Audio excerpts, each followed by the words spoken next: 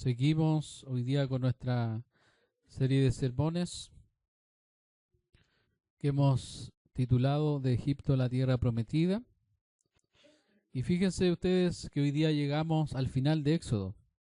Estamos en el último capítulo de Éxodo y ahí es donde hoy vamos a estar hablando la palabra del Señor. Así que quédese con su Biblia ahí. Así que nuestro sermón de hoy día se llama Tabernáculo. Y en nuestra última predicación, nosotros hablamos sobre cómo el Señor prometió su presencia a su pueblo y cómo Dios, después de que el pueblo levantó al becerro, Él los perdonó y renovó su pacto con ellos ahí en el capítulo 34. Y lo que vemos del capítulo 35 al 39 es la preparación y las instrucciones para lo que iba a ser el tabernáculo y todos los detalles que debía tener.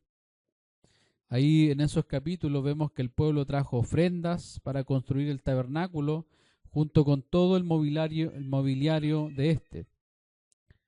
Y la verdad, hermanos, es que el tabernáculo es un tema que nos podría tomar muchos sermones, ¿ya? Pero hoy quiero enfocarme en lo más principal. Toda la narrativa, desde que Dios llama a Abraham, se concentra en el pacto de Dios con su pueblo y de que Él andaría en medio de ellos. Recuerden ustedes que cuando Moisés se demoró en el monte Sinaí, el pueblo levantó un becerro que para ellos era el becerro del pacto. Para ellos, tener el becerro ahí de oro que Aarón había fundido, ellos estaban felices porque ellos estaban diciendo, este es el pacto de Dios. Dios está en medio de nosotros. Pero el Señor lo destruyó, porque ese no era su plan. Ahí en Éxodo 25, del 8 al 9, nosotros leemos, y harán un santuario para mí, y habitaré en medio de ellos. Conforme a todo lo que yo te muestre, el diseño del tabernáculo y el diseño de todos sus utensilios, así lo haréis. Lo que iba a simbolizar que Dios estaba en medio de ellos era el tabernáculo. Esa iba a ser la forma en la cual el pueblo iba a saber que Dios estaba entre ellos al manifestarse en este tabernáculo. Así que ahora vamos a comenzar la lectura ahí en Éxodo capítulo 40. Dice, luego Jehová habló a Moisés diciendo, en el primer día del mes primero harás levantar el tabernáculo de reunión, y pondrás en él el arca del testimonio, y la cubrirás con el velo. Meterás la mesa y la pondrás en orden, meterás también el candelero y encenderás sus lámparas. Y pondrás el altar de oro para el incienso delante del arca del testimonio. Y pondrás la cortina delante a la entrada del tabernáculo. Después pondrás el altar del holocausto delante de la entrada del tabernáculo de reunión. Luego pondrás la fuente entre el tabernáculo de reunión y el altar, y pondrás agua en ella. Finalmente pondrás el atrio alrededor, y la cortina a la entrada del atrio. Y tomarás el aceite de la unción, y ungirás el tabernáculo, y todo lo que está en él, y lo santificarás con todos sus utensilios, y será santo. Ungirás también el altar del holocausto y todos sus utensilios, y santificarás el altar, y será un altar santísimo. Asimismo ungirás la fuente y su base, y la santificarás. Y llevarás a Aarón y a sus hijos a la puerta del tabernáculo de reunión, y los lavarás con agua. Y harás vestir a Aarón las vestiduras sagradas, y lo ungirás, y lo consagrarás, para que sea mi sacerdote. Después harás que se acerquen sus hijos, y les vestirás las túnicas, y los ungirás como ungiste a tu padre, y serán mis sacerdotes, y su unción les servirá por sacerdocio perpetuo por sus generaciones. Hasta ahí dejamos la lectura. Y uno se pregunta, ¿por qué en este tiempo Dios usó esta forma de relacionarse con su pueblo? Y no simplemente era como ahora que no necesitamos nada de esto. Porque si usted se da cuenta, hoy día no tenemos nosotros este tabernáculo, no tenemos estos utensilios. Y uno se pregunta por qué el Señor hizo las cosas así. Porque cuando uno lee, uno dice esto es muy complicado, esto es muy complejo. Pero cuando vamos al Nuevo Testamento, nos damos cuenta de por qué el Señor hizo las cosas así. Y escuchen lo que dice Hebreos capítulo 8, versículos del 4 al 5. Dice, así que, si estuviese sobre la tierra, ni siquiera sería sacerdote, habiendo aún sacerdotes que presentan las ofrendas según la ley, los cuales sirven a lo que es figura y sombra de las cosas celestiales, como se le advirtió a Moisés cuando iba a erigir el tabernáculo, diciéndole, mira todas las cosas conforme al modelo que se te ha mostrado en el monte. Lo que acabamos de leer en Éxodo 40 nos muestra cómo la presencia de Dios iba a habitar en medio de su pueblo en ese tiempo. Porque todo eso que el Señor diseñó era una sombra de algo mayor. Colosenses capítulo 2 nos declara que todo eso era sombra de lo que había de venir. En palabras sencillas, el tabernáculo, como lo define el profesor Nimrod López, era una cabaña o un campamento desmontable considerado en el Antiguo Testamento como un símbolo religioso. Se trataba de la primera edificación que representaba la presencia de Dios, acompañando al pueblo de Israel desde que salió de Egipto hasta el momento en que Salomón construyó el primer templo. Es decir, desde ahora en adelante hasta que lleguemos a la tierra prometida en esta serie de sermones, el tabernáculo va a estar acompañando al pueblo. Por eso es desarmable. Lo que ustedes ven ahí, todo eso se tenía que desarmar. Es como cuando uno, va a acampar, tiene que desarmarlo. ¿Por qué? Porque los israelitas se iban moviendo a la tierra prometida. ¿Qué nos enseña esto en primer lugar? Que el pueblo de Dios camina con su Dios. Esos 40 años de camino en el desierto, el pueblo no tenía que levantar dioses ajenos, no tenía que levantar imágenes, porque estando el tabernáculo entre ellos era suficiente para que ellos supieran que Dios estaba con ellos. Y no iba a ser solo un campamento movible, sino que Dios iba a hablar con Moisés su palabra, que sería enseñada y predicada al pueblo. Éxodo 25-22 dice, y de allí, desde el tabernáculo, el Señor le dice a Moisés, me declararé a ti y hablaré contigo de sobre el propiciatorio de entre los dos querubines que están sobre el arca del testimonio, todo lo que yo te mandare para los hijos de Israel. El pueblo de Dios, hermanos, camina con su Dios y escucha las palabras de su Dios. Esto es muy importante que nosotros lo entendamos, queridos hermanos. Además, en el tabernáculo se iban a efectuar los sacrificios, que tenían diferentes propósitos. Ahí en Éxodo capítulo 29, versículo 14 dice, pero la carne del becerro y su piel y su estiércol los quemarás a fuego fuera del campamento, es ofrenda por el pecado.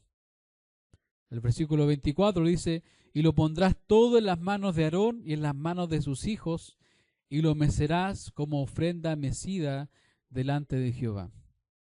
Los que han tenido la oportunidad de leer Éxodo se van a dar cuenta de que hay muchos tipos de ofrendas. Ofrenda mecida, ofrenda por el pecado. Ahí en el versículo 28 de Éxodo 29 también dice, y será para Aarón y para sus hijos como estatuto perpetuo para los hijos de Israel, porque es ofrenda elevada, y será una ofrenda elevada de los hijos de Israel, de sus sacrificios de paz. porción de ellos elevada en ofrenda a Jehová. Si ustedes se dan cuenta, los sacrificios no solo tenían que ver con ofrendas por el pecado, sino eran adoración a Dios. Es decir, Dios determinó para su pueblo un culto agradable a Él. Ellos no podían inventar una adoración como lo hicieron al levantar una imagen, sino que esta era la forma en la que el pueblo iba a adorar a Dios. Recuerden ustedes que cuando el pueblo levantó el becerro, ellos hicieron fiesta para Jehová con panderos, con danzas, con cánticos, porque según ellos estaban alabando al Señor.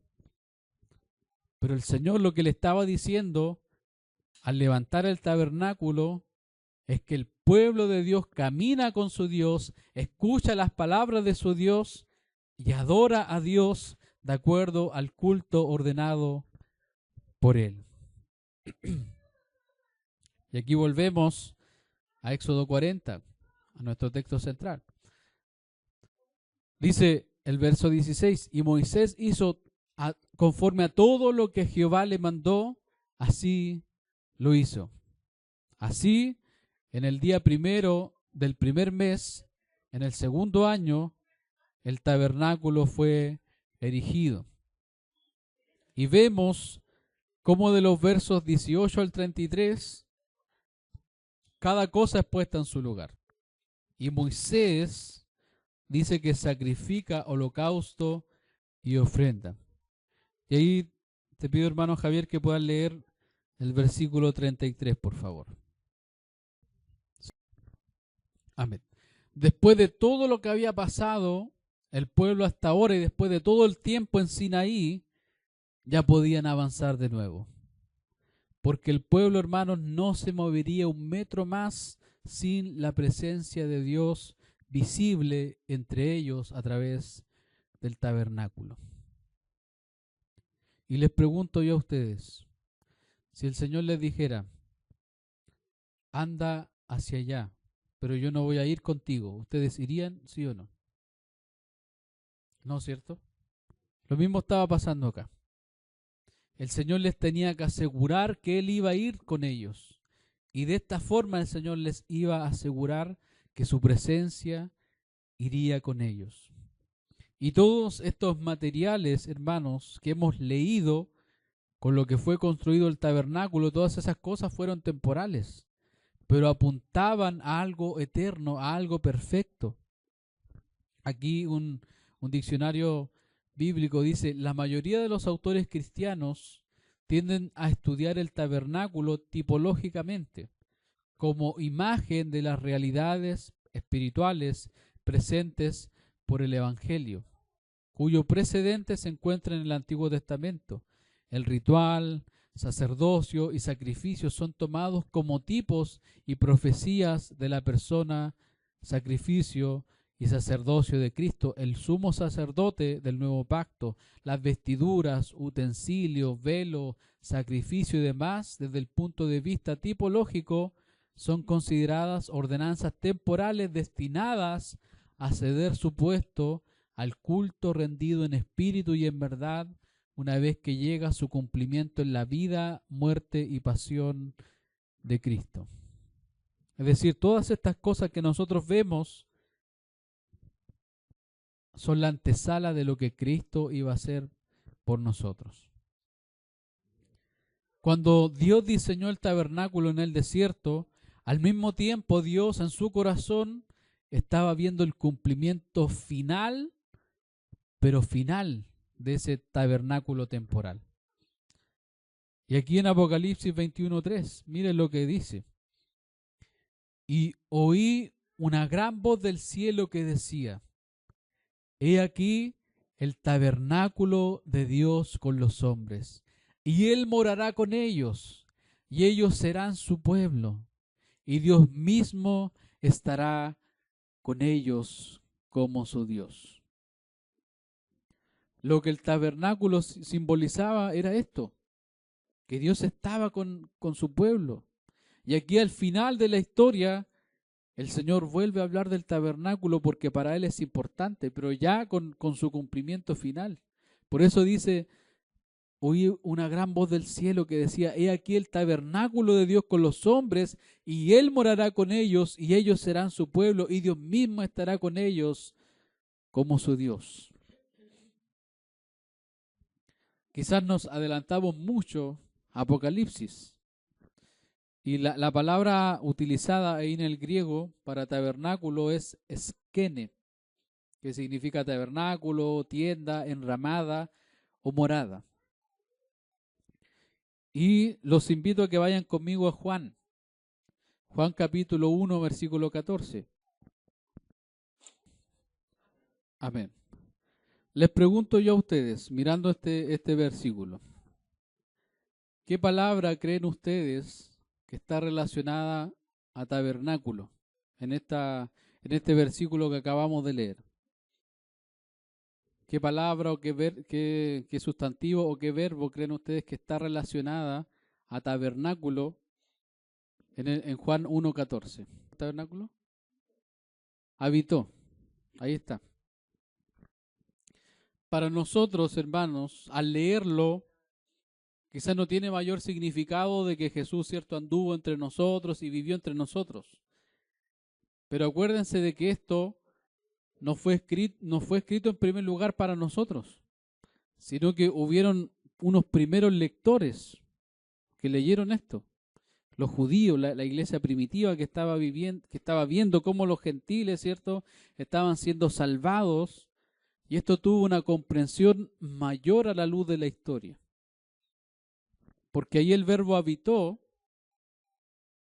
en griego es skenosen, que proviene de la misma palabra que está en Apocalipsis. Porque la otra palabra en Apocalipsis era skene. Y aquí en Juan 1:14 dice skenosen. ¿Qué significa eso? Que incluso si uno revisa el Antiguo Testamento en griego, en Éxodo 40, también encontramos esa misma palabra skene para tabernáculo. Y aquí Juan lo que está haciendo es abrir las mentes de los primeros recipientes del Evangelio para que traiga la imagen del tabernáculo que acompañó a los patriarcas para que ellos vieran a Cristo ahora. Diciéndoles, habitó entre nosotros y que Jesús puso su tabernáculo entre nosotros. Porque si uno lo lee lo más cercano al idioma original, es como que si estuviera diciendo eso, que Jesús puso su tabernáculo entre medio de nosotros. Y aquí nos preguntamos, ¿qué acaso Jesús también armó un campamento? ¿Jesús también levantó una carpa? Recuerden ustedes que Dios le dio instrucciones claras a Moisés para levantar el tabernáculo. Moisés hizo todas las cosas conforme a lo que tenía que hacer. Y aquí les pido que me acompañen a Hebreos capítulo 9.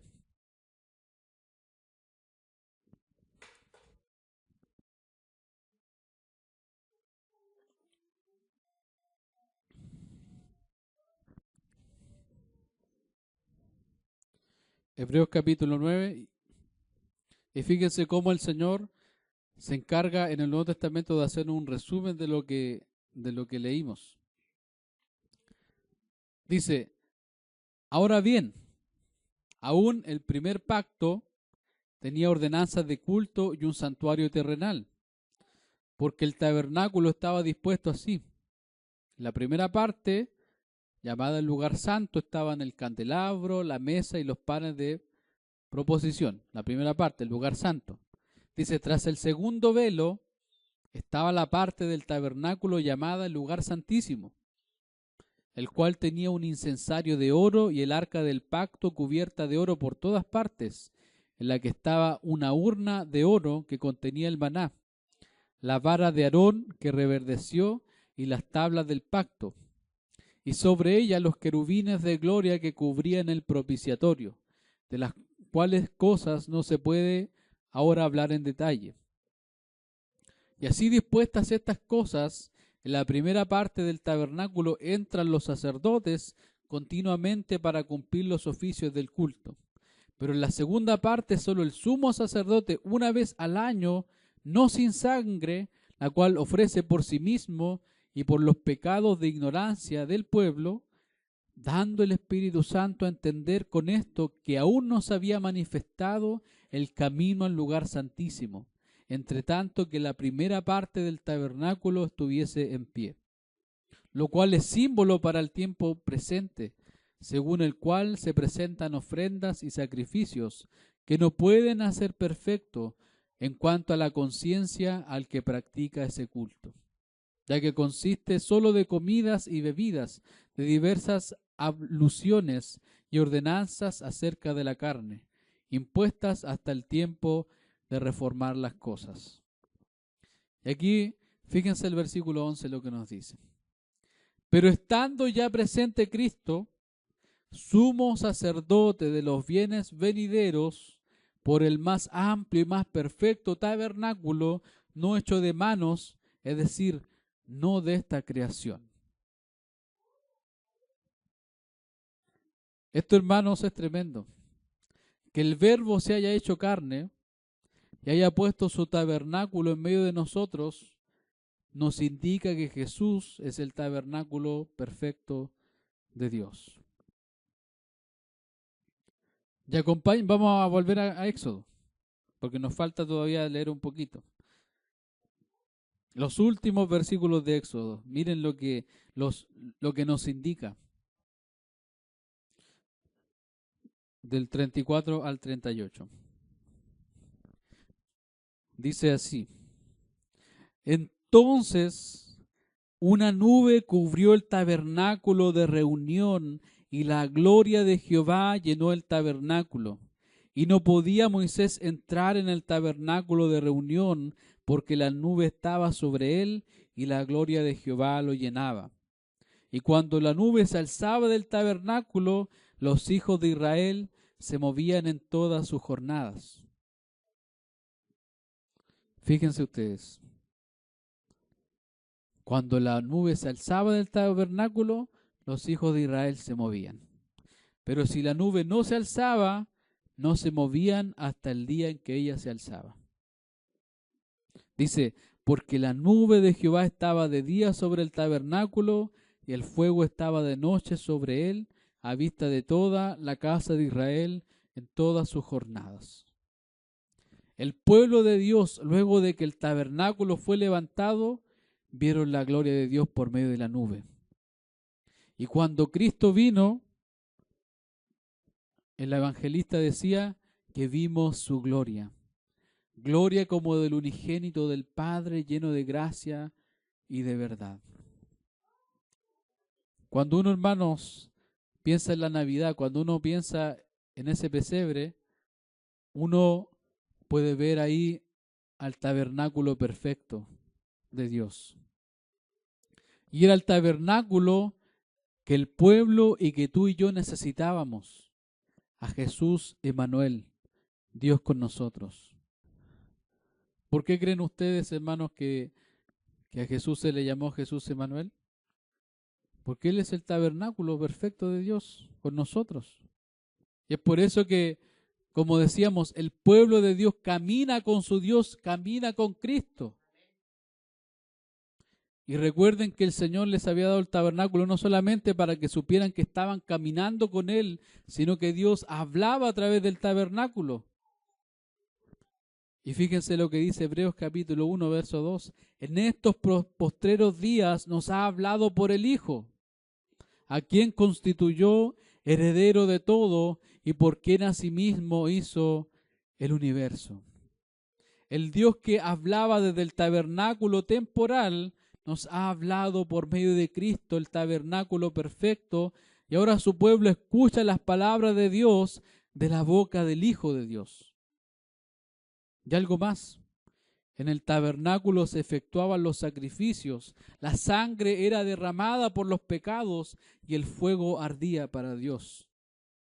Y ahora con Cristo presente ya no se iba a derramar más sangre de animales, porque Él es el Cordero perfecto que quita el pecado del mundo y el sumo sacerdote que presentó el sacrificio, que aplacó la ira de Dios y nos justificó ante el Padre.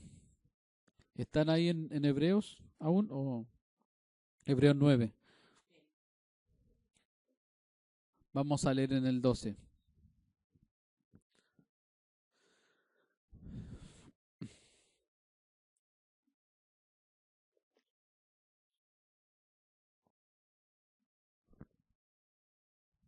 Dice, y no por sangre de machos cabríos ni de becerros, sino por su propia sangre entró una vez para siempre en el lugar santísimo, habiendo obtenido eterna redención.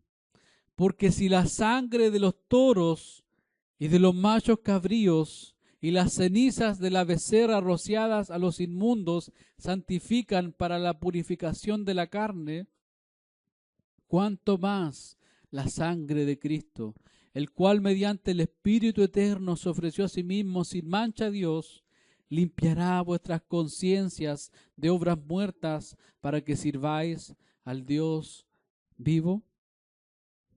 Tú y yo, hermanos, hoy día disfrutamos de los resultados de la obra de Cristo. Los israelitas en el desierto tenían la sombra, pero ahora nosotros tenemos a aquel a quien pertenece esa sombra. Y ahora Cristo está sentado a la diestra de Dios y su pacto sigue con nosotros.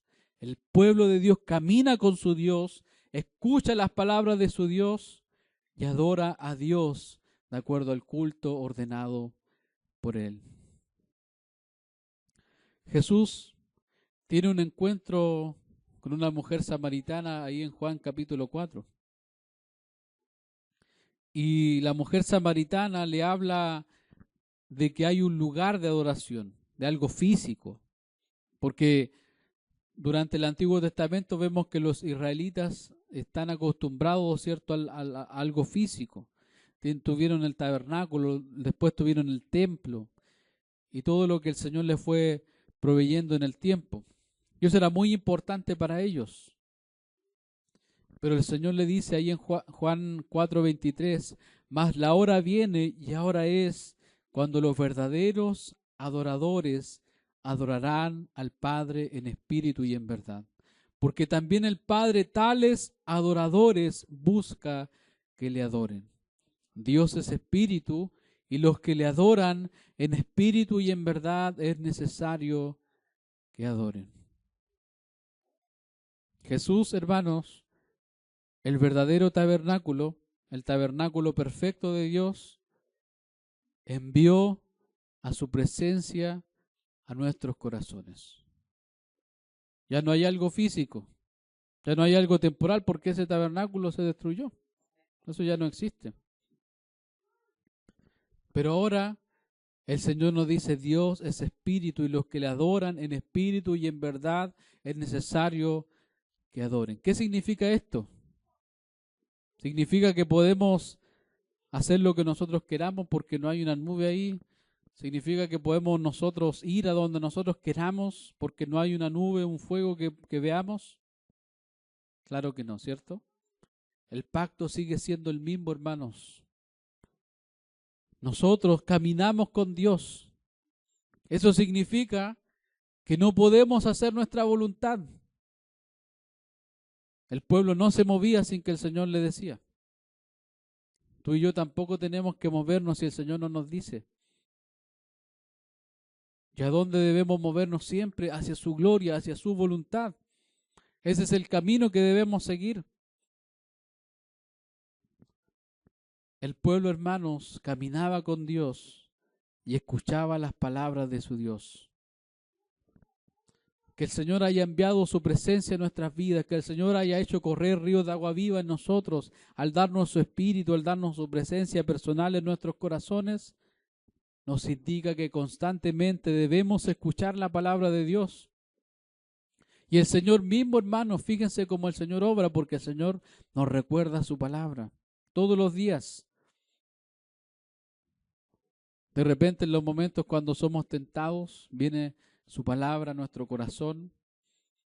Recordamos alguna predicación, recordamos algún texto bíblico, recordamos algo que el Señor nos habló y ese es Dios hablando en nuestras vidas.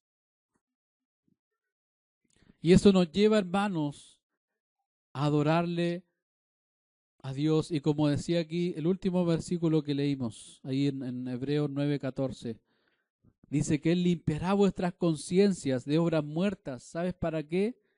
Para que sirváis al Dios vivo. El pueblo, hermanos, que camina con su Dios, que escucha las palabras de su Dios, va a adorar a Dios.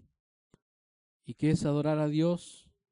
Servirle a Él, porque Él es un Dios vivo. Él está vivo en nosotros y no nos va a dejar, hermanos, no nos va a soltar. Porque lo que el Señor les quería comunicar a este pueblo al levantar el tabernáculo en el desierto, porque recordemos algo, cuando inicia Éxodo, el pueblo está en Egipto, está preso, está esclavo, pero ahora terminamos Éxodo, y el pueblo está en Sinaí, está libre, pero al mismo tiempo está esclavo de Dios, está esclavo por amor a Dios. Así que, hermanos, nos queda mucho camino todavía. Y este camino debemos vivirlo delante de la presencia del Señor. Así que anímate, hermano, Dios está contigo. Escucha las palabras del Señor y adora a Dios de acuerdo a lo que Él ha establecido en su palabra. Pónganse de pie, hermanos. Vamos a orar.